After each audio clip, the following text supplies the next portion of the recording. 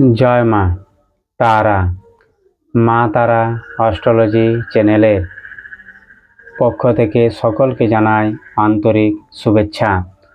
আজকে আমি যে বিষয়টি নিয়ে কথা বলতে চলেছি, ধনু রাশির জাতক এবং জাতিকাদের পূর্বজন্মের গোপন পাপ।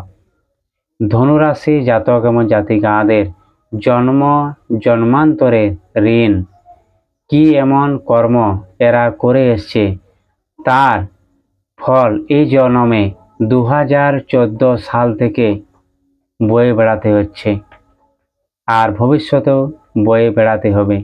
সে নিয়ে মূলত আজকের আলোচনা। আপনারা দেখতে থাকুন মা তারা অ্যাস্ট্রোলজি চ্যানেল।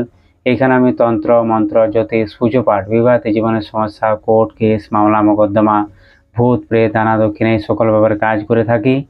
অবশ্যই যদি আপনাদের কোনো যোগাযোগ লাগে অবশ্যই আমার স্ক্রিনে দেওয়া নাম্বারে ফোন করে যোগাযোগ করবেন। আর ভিডিওটি যদি ভালো লাগে অবশ্যই লাইক শেয়ার কমেন্ট, চ্যানেলটি সাবস্ক্রাইব করতে ভুলবেন না। আর কমেন্ট বক্সে অবশ্যই জয় মা তারা লিখবেন। চলুন শুরু করি। আজকে ভিডিওতে জানব ধনু রাশির মানুষেরা পূর্বজন্মে কী কী ঋণ নিয়ে জন্মেছে, এর ফলে এদেরকে বর্তমানে জন্মে কি কি প্রভাব পড়ছে তার ফলে। ধনু রাশি একটি অগ্নিতত্ত্বের রাশি এবং বৃহস্পতি হচ্ছে এদের অধিপতি গ্রহ। পূর্বজন্মে জ্ঞান অর্জন ছিল প্রবল আগ্রহ, কিন্তু সেই জ্ঞানে ছিল অহংকার। শিক্ষক বা গুরু হয়ে ভুল পথে কাউকে চালিত করেছিল। তাই আজকে এই জন্মে এদেরকে গুরু খুঁজতে খুঁজতে নিজেরা একদিন শেষ হয়ে যাবে, কিন্তু সঠিক গুরু কোথাও খুঁজে পাবে না।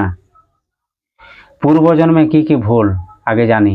প্রথম ভুল হচ্ছে অন্যকে বিভ্রান্ত করা, মিথ্যা ধর্ম প্রচার করা, সঠিক দিশা জানা সত্ত্বেও কাউকে ভুল পরামর্শ দেওয়া এবং অপর মানুষকে বিপথে চালনা করা। 3 নাম্বার, গুরু হয়ে সকলকে ছোট মনে করা, যে আমি বড়, দম্ভ, বাকি সব ছোট, এরকম অনুভব করা। জ্ঞান নিয়ে অহংকার, এদের মধ্যে সবচেয়ে যে দুর্বল জায়গা, এরা খুব জ্ঞানী হয়। এরা ভাবে যে আমরা কি বলো, আমাদের আগে জ্ঞানী এই পৃথিবীতে কেউ নেই। এটাই সবচেয়ে এদের জীবনে বাধা হয়ে দাঁড়ায় জীবনে চলার পথে। এই জন্মে কি কি ফল ভোগ করছে এর ফলে। প্রথম হচ্ছে জীবনে গুরুজনদের অপমান সারা জীবন এদেরকে ভোগ করতে হবে। যারা গুরুতুল্য ব্যক্তি তাদের কাছ থেকে এরা কোনোদিনও ভালোবাসা পাবে না, অভিশাপ এদেরকে দেবে। সে যেই হোক, পিতা হোক, মাতা হোক, মাস্টার হোক, শিক্ষক হোক, গুরু হোক, এদের কাছ থেকে কিন্তু সারা জীবন অভিশাপ আর অপমান ভোগ করতে হবে। 1 নাম্বার হচ্ছে। 2 নাম্বার হচ্ছে নিজের সঠিক সিদ্ধান্ত নিতে সে ব্যর্থ হয়ে যাবে।